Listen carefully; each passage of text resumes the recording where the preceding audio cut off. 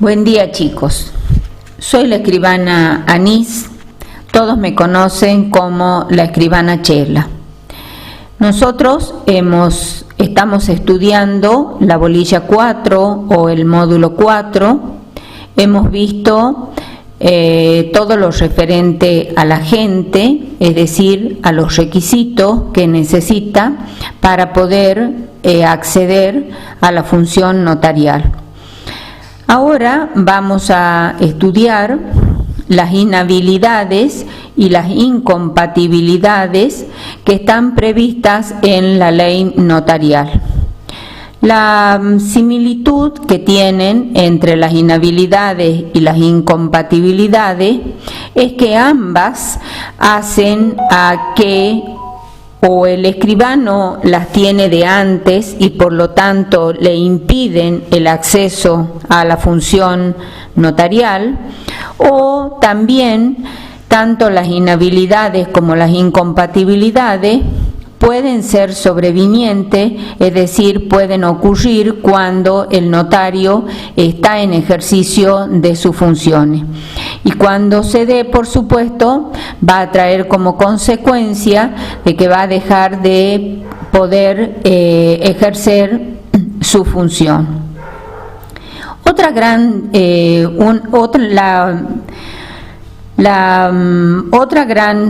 similitud que tienen tanto las inhabilidades como compatibilidades es que ambas le van a impedir el desarrollo del ejercicio de la función notarial. La gran diferencia que tienen las inhabilidades y las incompatibilidades es que la inhabilidad tiene que ver o se relaciona con la persona del notario. En cambio, la incompatibilidad tiene que ver con el ejercicio de la función que el escribano presta o realiza. Si nosotros miramos en el diccionario de la Real Academia Española qué significa la palabra inhabilidad, el diccionario nos dice que es una falta de talento o de habilidad. También dice defecto o impedimento para la obtención o el ejercicio de un oficio. Incapacidad de obtener o desempeñar cargos públicos. Para Carminio Castaño, él dice que la inhabilidad es una falta de idoneidad para asumir el rol del escribano público. También, por ejemplo, la doctora Abella dice que la inhabilidad es la incapacidad o el impedimento para lograr un determinado fin. La ley enumera una serie de inhabilidades en el artículo 15 de la ley 5.732. Y así empieza hablando de aquellas personas que tienen alteración en la capacidad física o mental, habla de los incapaces, habla del inhabilitado, en estos supuestos primero, ustedes van a ver que se relacionan con la capacidad, es decir, tienen que ver con el grado mayor o menor de capacidad que puede tener una persona. No nos olvidemos que en el Código de Vélez teníamos el que era capaz o el incapaz. En el Código Civil y Comercial no hay una distinción neta, tajante del capaz o del incapaz, sino que el Código Civil y Comercial habla de capacidad restringida, es decir, como grados de la capacidad. Y tiene otros supuestos que no tienen que ver con la capacidad propiamente dicha, y entonces habla de los fallidos no rehabilitados, habla de los encausados por delitos no culposos, habla por los suspendidos en el ejercicio de la función mientras dure la suspensión, Habla de los condenados dentro o fuera del país por delitos que no son culposos, o también habla de aquellos que por inconducta o graves motivos de orden personal o profesional hayan sido excluidos del ejercicio de la función. Es decir, que hay algunos que hacen referencia a la capacidad, mientras que hay otros supuestos que tienen que ver con la capacidad, sino que son falta de legitimación. La importancia que tiene estas inhabilidades es que estos defectos físicos o estas faltas de talento le impiden, ¿no es cierto?, al escribano percibir cómo corresponde y después volcar lo que percibe a través de su sentido en el documento. La ley las enumera, son taxativamente. ¿Qué quiere decir esto? Tanto las inhabilidades como las incompatibilidades solamente son aquellas que están prescritas en la ley. No hay otras inhabilidades o incompatibilidades. Por eso decimos que su enumeración es taxativa. Cuando hablamos de que la inhabilidad le impide al escribano percibir, nosotros tenemos ejemplos que son muy claros. Por ejemplo, si el notario fuese mudo, una de las exigencias que tiene es de leer la escritura, el documento al requirente o a los requirentes del servicio notarial o a los comparecientes. Si fuera mudo, no lo podría hacer. Si fuera ciego, no puede percibir a través del sentido de la vista y volcar lo que percibe en el documento. Es decir, le impide el desarrollo o el ejercicio como corresponde de percibir la realidad de los hechos y de poder volcarlo en el documento. En cambio, la incompatibilidad no tiene que ver con supuestos de impedimentos o de defecto físico que tenga la persona del notario, sino que hace referencia al tiempo que el notario le dedica a la función notarial. Y entonces la doctrina siempre había considerado que el notario tenía que tener una dedicación exclusiva al ejercicio de la función. En cambio, esto ha ido evolucionando y la doctrina moderna dice que de dedicación exclusiva hemos pasado a lo que se llama una dedicación adecuada.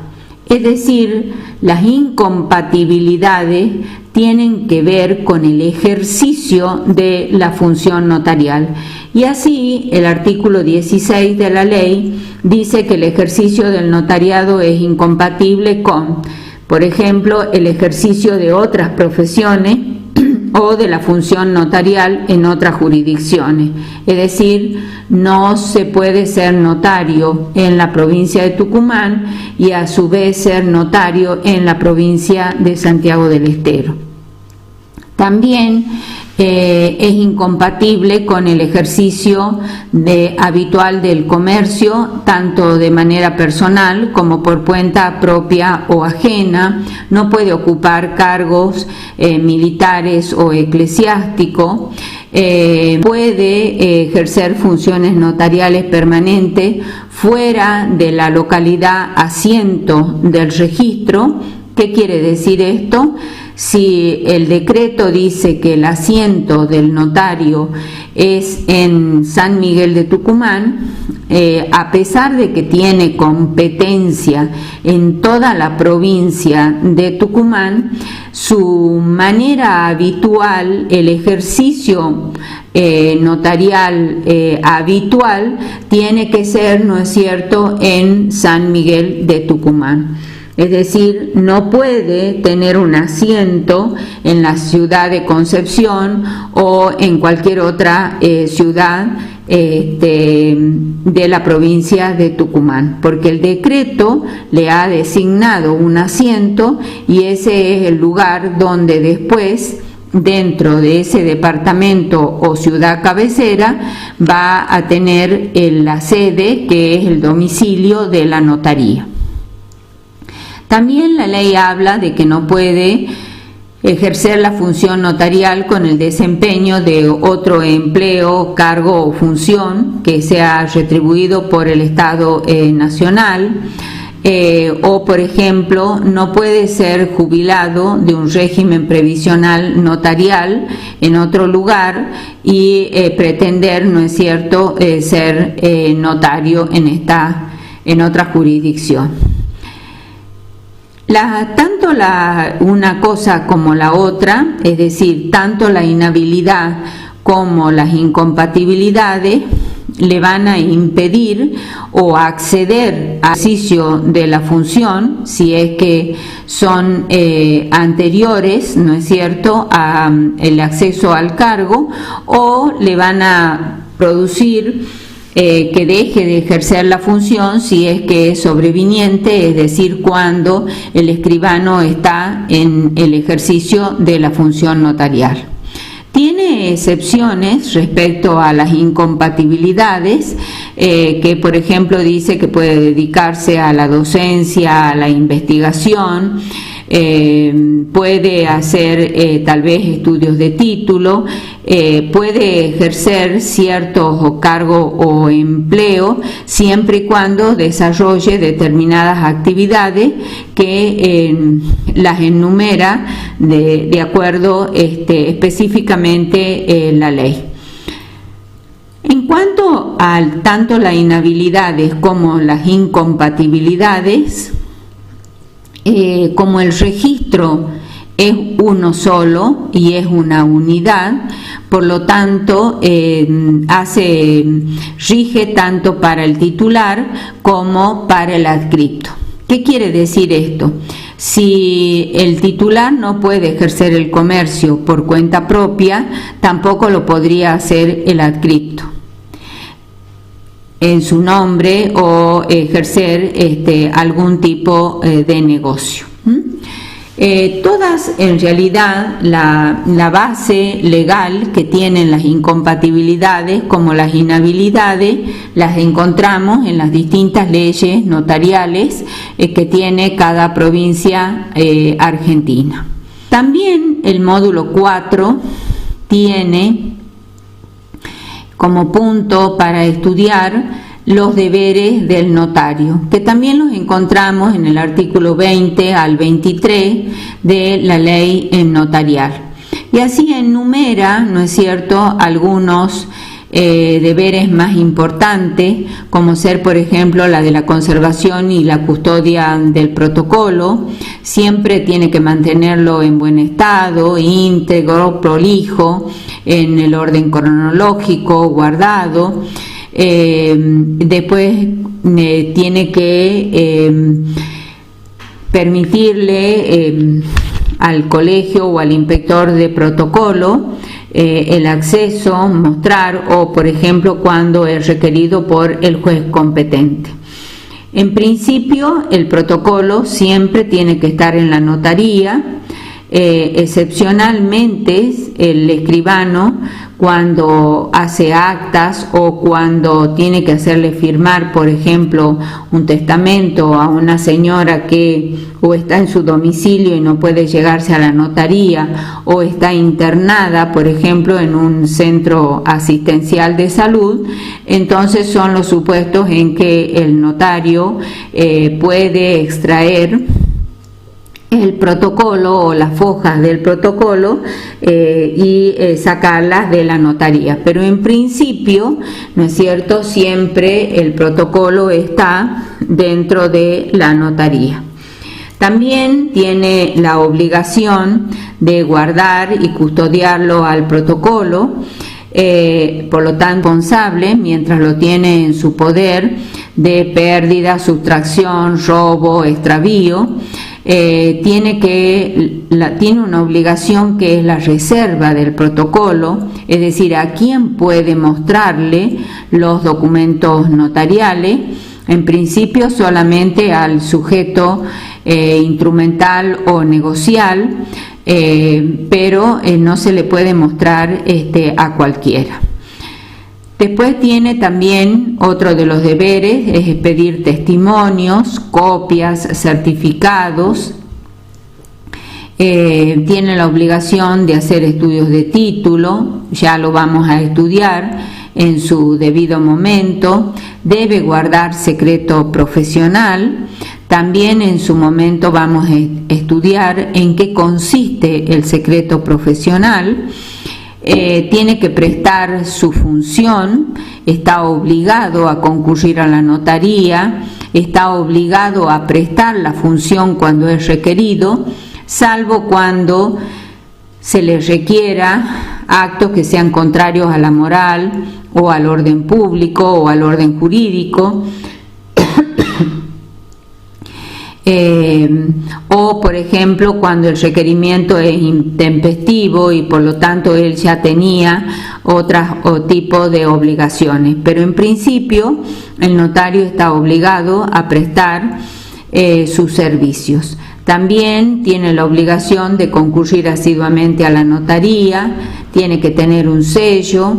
Tiene también un deber de asesoramiento, es responsable por el asesoramiento que realiza. Nosotros también tenemos los supuestos en que el notario va a cesar en sus funciones, y la ley notarial establece que tanto los escribanos de registro, titulares y adscriptos cesan en sus funciones por renuncia, por inhabilidad o incompatibilidad sobreviniente, que es lo que habíamos visto antes, que la inhabilidad o la incompatibilidad la puedo tener antes y me va a impedir acceder a la función. En cambio, también puede darse la inhabilidad o la incompatibilidad con posterioridad, cuando ya estoy en el ejercicio de la función notarial, y por lo tanto eso va a traer como consecuencia el cese de la función. Otro también de los supuestos es la destitución por muerte, por jubilación.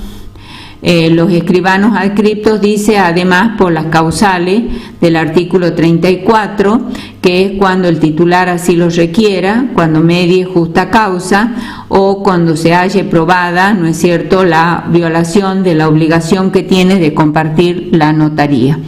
¿Por qué? Porque el adscripto tiene que estar en el mismo lugar que el escribano titular. Estos son los supuestos que la ley enmarca respecto al cese del ejercicio de la función notarial. ¿Cuál va a ser la tarea que ustedes van a tener a estos puntos?